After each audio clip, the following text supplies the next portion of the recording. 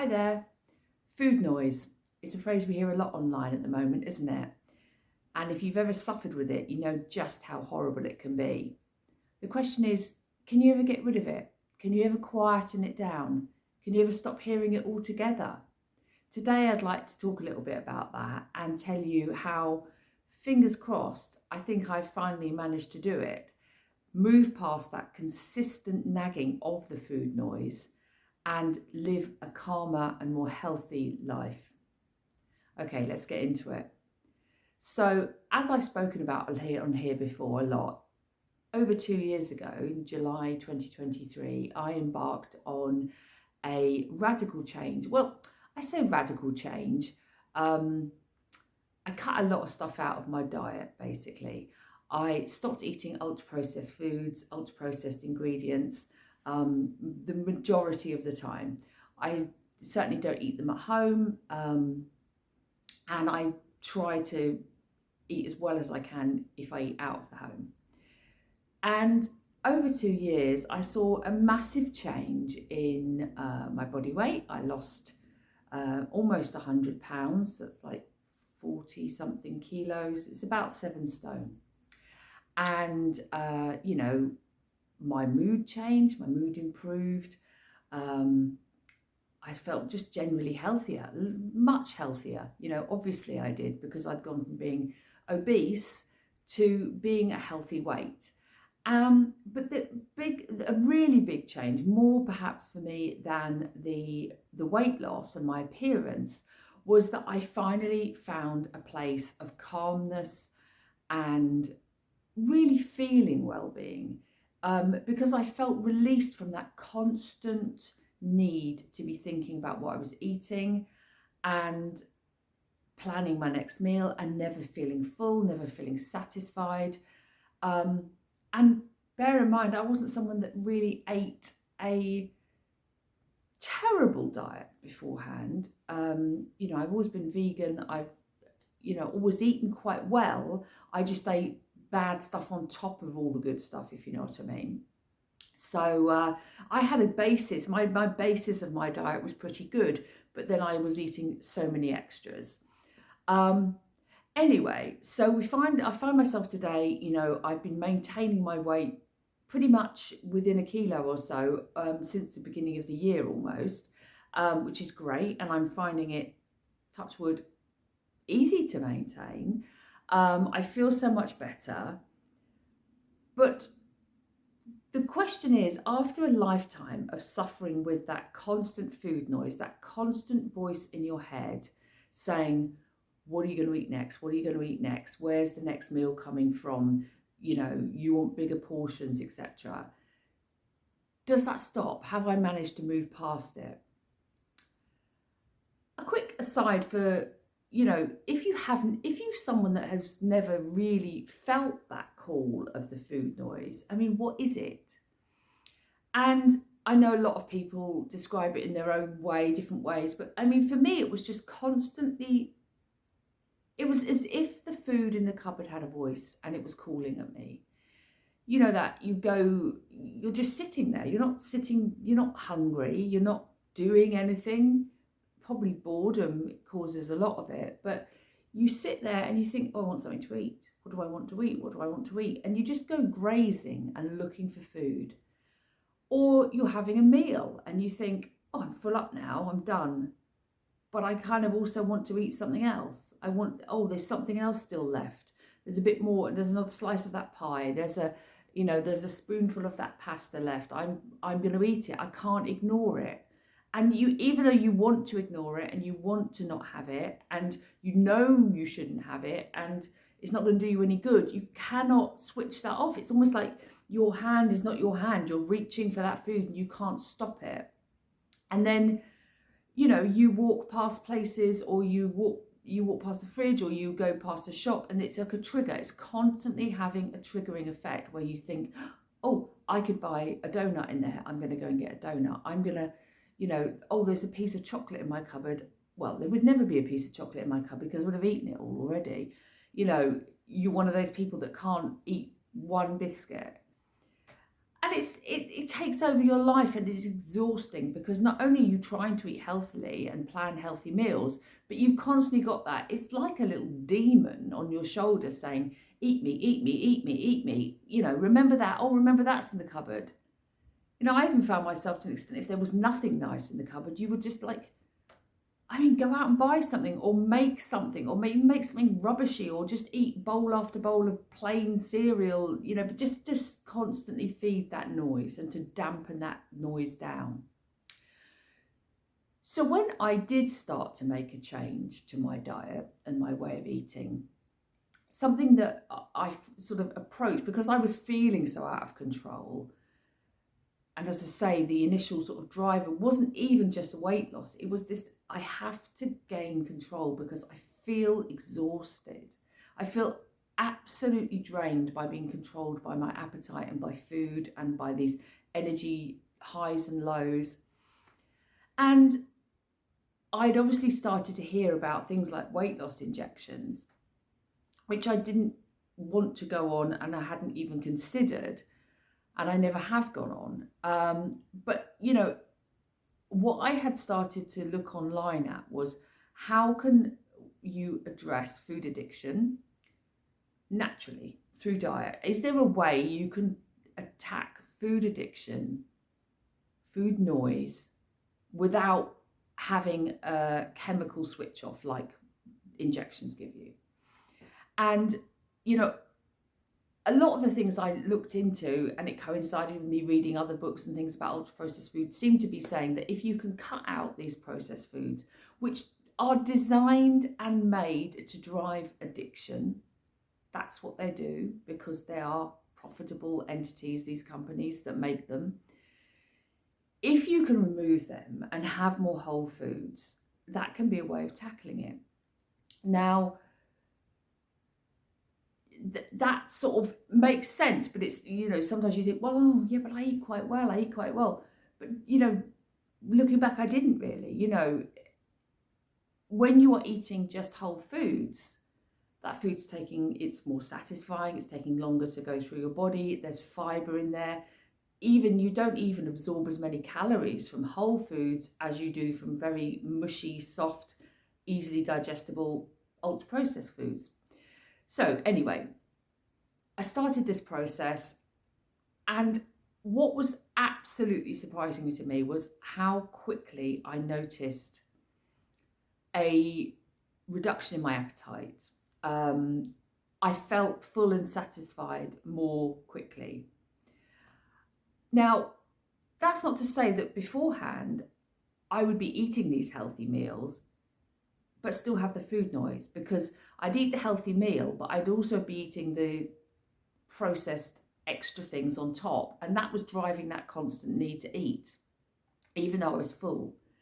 Once I took that away and was just eating the whole food, so grains, beans, legumes, vegetables, fruit, seeds, nuts, all those sorts of things, and taking out all those additives that drive addiction, that go through your system quickly, that mess with your gut microbiome, I very quickly noticed that my need to eat consistently dropped, and I could go more and more just with set meal times.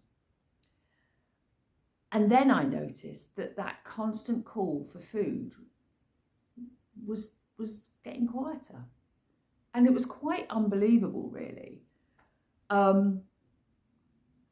As you know, as time went by and my weight reduced and I started to feel healthier and healthier, it got less and less. You know, I found myself being someone who could eat a meal and get to the, you know, feel full and have a spoon left on the plate and think, yeah, I don't want that. I'd never done that before. Or I could, you know, have something in the fridge, because I didn't have that thing that was constantly calling to me. If I had something in the fridge that I did like, but it wasn't, you know, this kind of very processed food, I could eat some of it and leave the rest of it there. Even I found that when I was going out and allowing myself foods that I wouldn't eat at home, that were possibly have some processed ingredients in, that were maybe sugary things, I could still maintain a level of control. And it was like, it was like being hit by a ton of bricks. It was such a shocking transformation for me to be able to be someone who could go out and say, I've said on here before, like, I love ice cream. Whereas now I can go out and, if I want an ice cream, I'm going to have one. But if I sometimes go out and I see a place that I like that does ice cream and I think, yeah, I don't really fancy one today.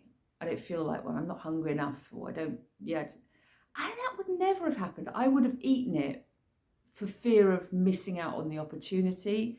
And because as soon as I'd seen the ice cream shop, my brain would be on high alert going, you need to go and get one now. You need to get one. You need to get one. And it wouldn't turn off until I was shoving that ice cream in my mouth. But the problem was, even as I was eating the ice cream, I'd been wanting another one and another one. And I wouldn't have gone back and bought more and more and more. But if it had been something at home, I would have eaten more and more. So this is not to say that if you are someone who is on weight loss jabs, that is a bad decision. You must do what you need to do. And I'm not saying that everyone can address their food noise through diet, because we're all individuals. But what I can say from my experience is that I had a radical shift in the way I feel and my mental attitude to eating. And I actually feel like I rewired my brain by changing what I ate. And today, I can honestly say that I would say that like 90 to 95% of food noise is gone. And when the remaining bit, I don't even think is that same old addictive pattern of food noise.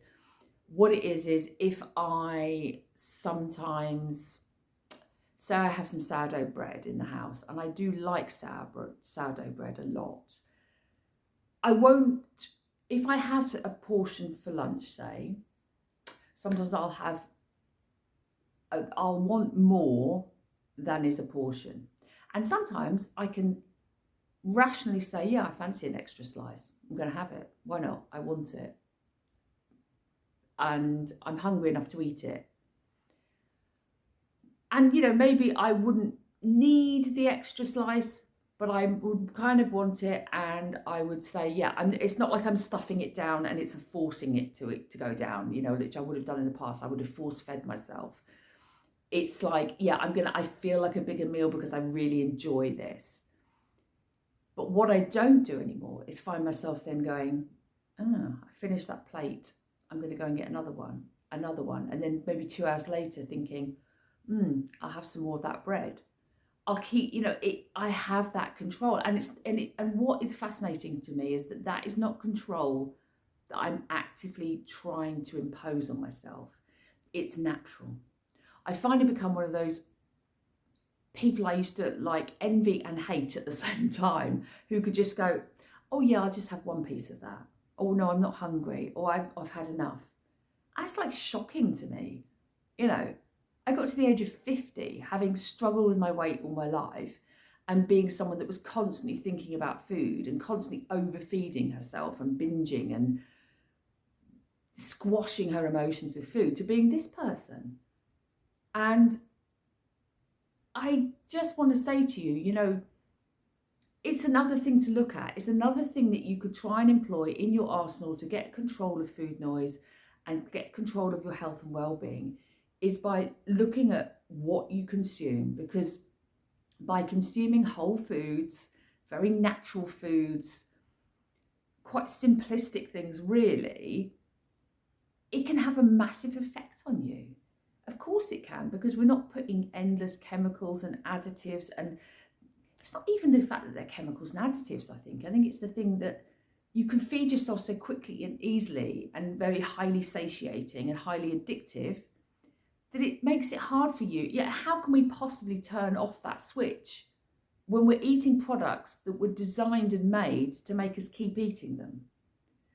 So I find myself today, as I say, finally free of the food noise, finally free. And I watch some vloggers who talk about their journey with like Manjaro and things like that. and they say the same, and I can understand how freeing it is. All I can say is, for me personally, I didn't want to go on injections and things. I couldn't afford them, quite frankly. But anyway, I didn't really want to do that. Obviously, if you're coming from an extremely highly processed diet, it might be a more gradual thing. I feel like, as I say, I had a grounding of a good diet, but then I was having a whole other diet on top of it of trash, basically. So, once I removed the trash, my basic meals were not that bad. And also, I enjoy whole foods. I've always enjoyed whole grain rice, vegetables, lentils, chickpeas, all that sort of stuff. And I'm aware that some people don't eat that on a regular basis, so that would be a bigger shift for them. But I just wanted to try and tell you a bit more about that, because we hear about food noise all the time, and I think people that don't suffer with it just don't have a clue what it's like. And I just kind of want to offer you a little bit of encouragement, a bit of hope maybe. And, certainly a lot of people at the moment are finding that they're having to come off jabs because of the price increases. And I would say to actually, even if you are on them at the moment, finding a way to change your actual eating habits, aside from taking maybe a medication, can rewire your brain long term. So if and when you come off medication, you've got that strength and that rewiring of the brain to live the rest of your life healthily, naturally. You would have, you hope. Anyway, I didn't come across like, I'm sort of saying, oh, I'm right and you're wrong, because that's not what I'm getting at all. I just sort of wanted to give my perspective, my experience. And for me, it's been nothing short of life-changing, revelationary, and I feel amazing. I feel amazing. And it's not just, I think people think, oh, it's because you've lost weight or whatever. It's not. It's because I'm finally free of that mental control of food over me. Anyway, I hope you're all doing well. If you've got any questions about how I changed my diet and that, just let me know. But, keep treating yourself well. I hope, you took some inspiration from that perhaps. And yeah, I'll be back again soon. Bye for now.